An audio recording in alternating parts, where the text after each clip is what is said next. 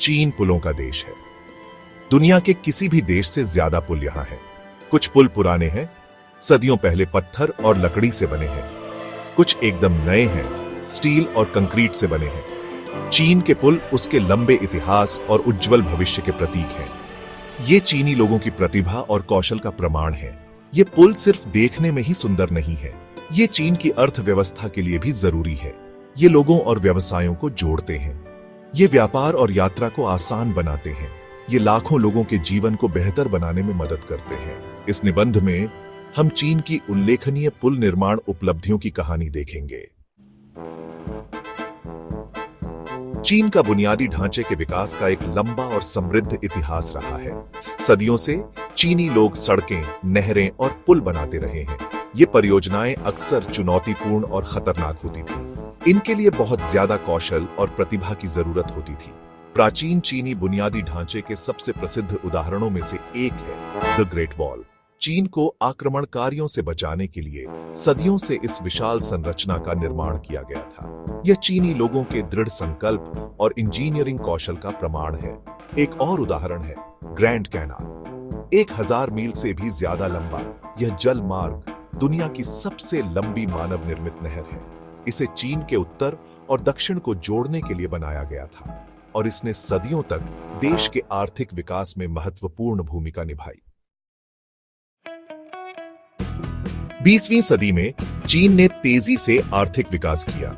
यह विकास कई कारणों से हुआ, जिसमें बुनियादी ढांचे में सरकारी निवेश भी शामिल है। चीन के नेताओं ने माना कि आर्थिक विकास के लिए एक आधुनिक परिवहन व्यवस्था जरूरी है।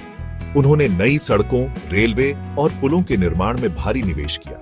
इस अवधि की सबसे महत्वपूर्ण बुनियादी ढांचा परियोजनाओं में से एक थी नानजिंग यांगत्सी नदी पुल। यह पुल जो 1968 में पूरा हुआ था, यांगत्सी नदी पर बनाया जाने वाला पहला पुल था। यह एक बड़ी इंजीनियरिंग उपलब्धि और चीन की बढ़ती औद्योगिक ताकत का प्रतीक था। हाल के दशकों में चीन की पुल बनाने की क्षमता में लगातार सुधार हुआ है। चीनी इंजीनियर अब पुल के डिजाइन और निर्माण में सबसे आगे हैं। वे पहले से कहीं ज्यादा बड़े और बेहतर पुल बनाने के लिए नई तकनीकों और सामग्रियों का उपयोग कर रहे हैं। इस नवाचार को आगे बढ़ाने वाले प्रमुख कारकों में से एक नई सामग्रियों का उपयोग है।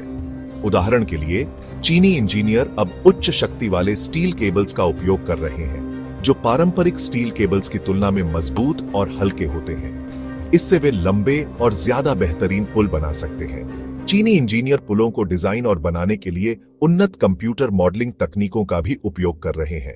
इससे वे मजबूती, स्थिरता और लागत प्रभावशीलता के लिए पुल के डिजाइन को बेहतर बना सकते हैं।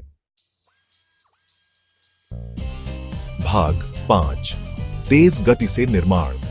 एक और कारक जिसने पुल निर्माण में चीन की सफलता में योगदान दिया है, वह है जिस गति से वे परियोजनाओं को पूरा कर सकते हैं। चीनी निर्माण कंपनियां अपनी कार्यकुशलता और समय पर और बजट के भीतर परियोजनाओं को पूरा करने की क्षमता के लिए जानी जाती है।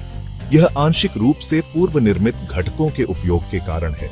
आधुनिक पुलों के कई घटक, जैसे पुल के डेक और तोरण, अब कारखानों में पूर्व निर्मित होते हैं और फिर असेंबली के लिए निर्माण स्थल पर ले जाए जाते हैं। इससे निर्माण प्रक्रिया में काफी तेजी आती है। भाग 6, दुनिया का सबसे लंबा। चीन अब दुनिया के कई सबसे लंबे और सबसे प्रभावशाली पुलों का घर है। उदाहरण के लिए, हांगकांग जुहाई मकाऊ ब्रिज दुनिया का सबसे लंबा समुद्री क्रॉसिंग पुल है। 55 किलोमीटर या 34 मील लंबा यह पुल दक्षिणी चीन के 3 प्रमुख शहरों हांगकांग, जुहाई और मकाऊ को जोड़ता है। यह चीन के इंजीनियरिंग कौशल और विश्व स्तरीय परिवहन प्रणाली बनाने की उसकी महत्वाकांक्षा का प्रमाण है। जब चीन ने 2004 में फ्रांस में मिलो वायाडक्ट पूरा किया, तो दुनिया ने इस पर ध्यान दिया। यह 343 मीटर या 1125 फीट तक पहुंचने वाले अपने एक खंभे के साथ दुनिया के सबसे ऊंचे पुल के रूप में तुरंत प्रसिद्ध हो गया। यह विश्व स्तरीय परियोजनाओं को पूरा करने की चीन की क्षमता का प्रदर्शन था। भाग 7, सिर्फ पुलों से बढ़कर। चीन का बुनियादी ढांचा विकास केवल पुलों तक ही सीमित नहीं है। देश नई सड़कों, रेलवे, हवाई अड्डों और बंदरगाहों के निर्माण में भी भारी निवेश कर रहा है।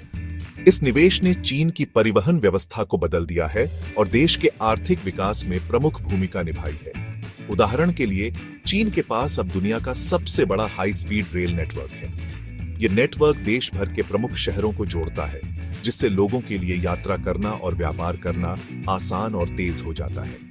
चीन अपने बंदरगाह के बुनियादी ढांचे के विकास में भी भारी निवेश कर रहा है। चीन के पास अब दुनिया के 10 सबसे व्यस्त कंटेनर बंदरगाहों में से 7 हैं। देश के विशाल व्यापार की मात्रा को संभालने के लिए ये बंदरगाह जरूरी है।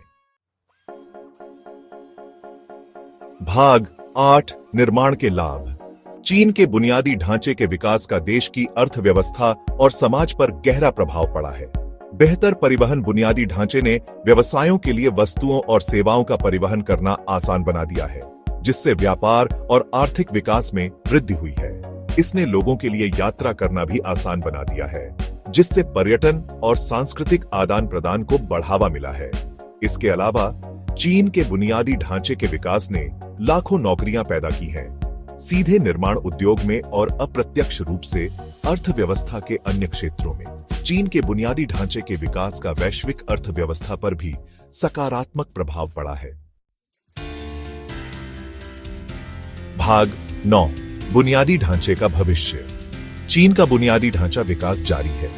देश की आने वाले वर्षों में नए बुनियादी ढांचा परियोजनाओं के निर्माण में निवेश जारी रखने की महत्वाकांक्षी योजनाएं हैं। इन परियोजनाओं में नई हाई स्पीड रेल लाइनें, हवाई अड्डे और राजमार्ग शामिल हैं। चीन स्मार्ट शहरों के विकास में भी निवेश कर रहा है, जो शहरी बुनियादी ढांचे की दक्षता और स्थिरता में सुधार के लिए तकनीक का उपयोग करते हैं।